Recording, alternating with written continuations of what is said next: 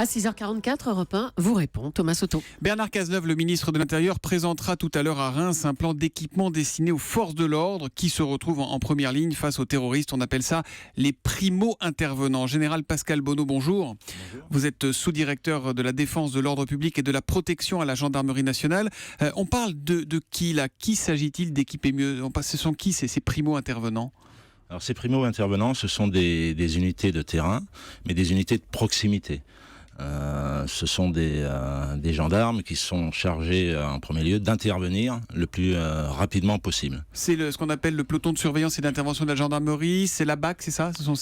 Alors c'est le peloton de surveillance et d'intervention de la gendarmerie, et l'équivalent dans la police nationale, c'est la BAC, la brigade anticriminalité. Donc ce sont eux qui arrivent avant le raid, avant le GIGN? Bien sûr, ce sont eux qui, sur le terrain, sont confrontés immédiatement à l'événement. Ils arrivent toujours avant le raid ou le GIGN, et l'idée a bien été de pouvoir leur donner une capacité de riposte, une puissance de feu, des équipements et une formation leur permettant d'agir tout de suite, de gagner la bataille du temps contre les djihadistes, contre les fanatiques terroristes. Parce qu'aujourd'hui, ils ne sont pas suffisamment armés, suffisamment équipés pour faire face. Il y a eu un changement depuis Charlie Hebdo, depuis les Kalachnikov de Charlie Hebdo?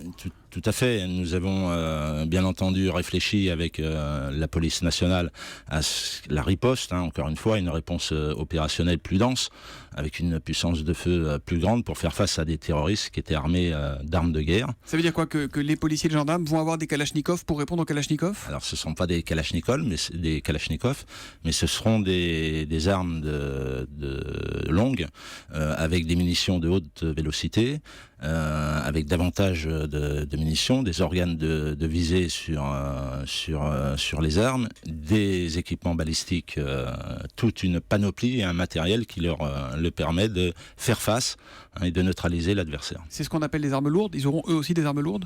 Oui, ils auront des armes lourdes, oui, si vous voulez l'appeler comme ça. On change aussi l'approche, les méthodes, Général Bonneau. On tire d'abord et on discute après désormais. Ça fait qu'en général, quand les policiers ou les gendarmes arrivent sur zone, ils tentent de négocier, discuter, d'arranger les choses. Là, on a changé de monde? On a changé de monde. Les enseignements que l'on a tirés des diverses attaques qui ont eu lieu en France et en Europe, mais également en Afrique d'ailleurs, nous ont conduit à rénover le schéma tactique. Vous avez raison, auparavant, face à des terroristes, on recherchait la négociation. Aujourd'hui, ce n'est plus le cas. Il s'agit de sauver des vies, de le faire vite. Et donc, l'objectif premier, c'est de neutraliser l'adversaire, y compris par le feu. Ça va concerner combien de gendarmes ou de policiers? Ils sont combien, ces primo-intervenants? Alors pour la gendarmerie nationale, cette année, c'est 50 pelotons de surveillance et d'intervention de la gendarmerie qui seront qualifiés sabres. C'est le terme qu'on emploie, donc ils seront équipés. Ça concerne un peu moins de 1200 gendarmes, 170 pour être précis.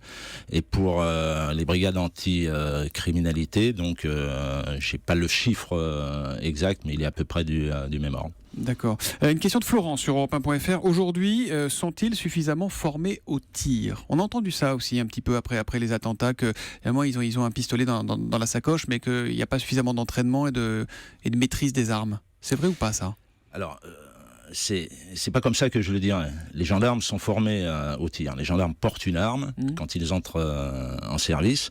Leur nom d'ailleurs, gendarme, est spécifique. Ce sont des militaires qui font le choix du métier des armes. Bien sûr, ils reçoivent une formation. L'équipement qu'on va donner à ces nouvelles unités, bien entendu, implique que l'on donne une formation pour l'utilisation de ces équipements qui sont par nature beaucoup plus modernes que les précédentes. Et effectivement, nous avons un plan de formation qui est ambitieux. Nous avons déjà formé les moniteurs d'intervention professionnelle dans notre centre d'entraînement des forces à Saint-Astier, et tous ces moniteurs qui sont affectés dans les PSIC seront chargés, bien entendu, de relayer sur le terrain en formation continue, avec une instruction sur le tir adapté. Vous parlez au futur, ça sera opérationnel quand tout ça? Parce qu'on n'arrête pas de nous dire que la menace est imminente. Alors dès cet été, la formation se termine en mai, très exactement, et dès cet été, les 50 premiers PSIC SAP seront opérationnels. Et est-ce qu'on a prévu une formation psychologique pour les forces de l'ordre face à ces situations nouvelles? Oui, tout à fait. Alors, la gendarmerie, c'est pas un dispositif nouveau. Quand on entre en gendarmerie, quand on choisit le métier des armes et quand on est confronté, bien entendu, à la mort, puisque c'est le cas de tous nos enquêteurs de police judiciaire, mais aussi de tous nos gendarmes qui partent sur les théâtres d'opérations extérieurs, aux côtés des armées.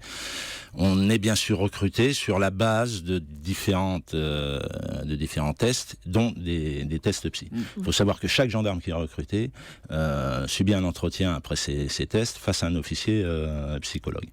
Mais derrière, nous avons un dispositif, effectivement, post-traumatique, bien entendu, avec des officiers psychologues, aussi bien ici à Paris en centrale, que dans les territoires, donc dans les régions. Deux petites questions pour finir. Une question de Francis sur Europe1.fr. Finalement, les policiers et les gendarmes ont-ils le droit de garder leurs armes sur eux quand ils ne sont pas en service? On en avait parlé, ça, après les attentats. C'est le cas ou pas? Alors, c'est pas systématique. Ils en font la demande et en fonction d'un certain nombre de critères, notamment des critères qui sont liés à, je dirais, la menace qui s'exerce là où ils sont en fonction, c'est ou non autorisé. Donc c'est au cas par cas et c'est révisé en permanence. C'est au cas par cas, ça suppose une démarche volontaire de l'intéressé et bien entendu, il faut que ça soit fondé sur des critères objectifs. Vous avez beaucoup de demandes ou pas de gendarmes qui veulent être armés hors service? Oui, environ, je dirais 10% des gendarmes. Je n'ai pas le chiffre exact, je suis désolé. D'accord, non mais... Dernière question, quel est le moral des troupes? C'est une période difficile pour tout le monde, y compris pour vous, j'imagine?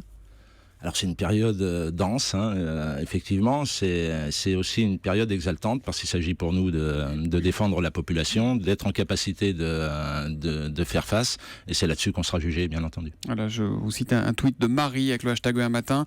Ils méritent donc les gendarmes et les policiers, en tout cas tout notre respect vu les tristement fanatiques amoraux qu'ils ont face à eux, et croyez bien que vous l'avez, notre respect. Merci Général Pascal Bonneau d'être venu ce matin en direct sur Europe 1. Vous êtes, je le rappelle, le sous-directeur de la défense de l'ordre public et de la protection à la gendarmerie nationale. Bonne journée à vous.